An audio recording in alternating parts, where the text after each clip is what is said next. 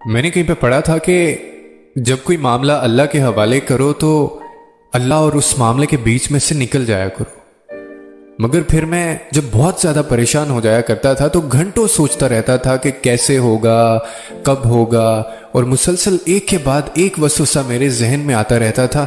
مگر اب اس وقت کو سوچوں تو بہت ہنسی آتی ہے مجھے، اور کبھی کبھی تو کہکا بھی لگا دیتا ہوں، کیونکہ سارے معاملات سلجھ گئے ہیں، اور جو مانگا تھا اس سے بہترین مل چکا ہے، اور جو نہیں ملا تھا اس کے پیچھے کی مصلحت سمجھ آ چکی ہے۔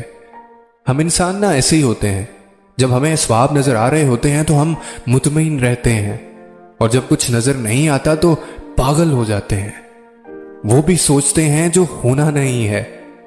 لیکن میں تمہیں بتاؤں، اللہ پہ یقین تو ایسا ہونا چاہیے کہ سامنے سمندر بھی ہو نا تو تم کہو کہ میرا رب رستہ بنائے گا، اور اگر ایسا نہیں ہے تو سمجھ جاؤ کہ یقین چیزوں پر ہے، لوگوں پر ہے، اسباب پر ہے، اللہ پر نہیں ہے۔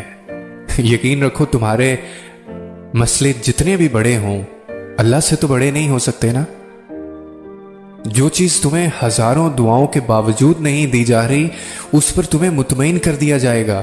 ایک دن تمہیں مصلحتیں ساری سمجھ آنے لگیں گی اور سمجھا دی جائیں گی، اس سے بہتر عطا کر دیا جائے گا۔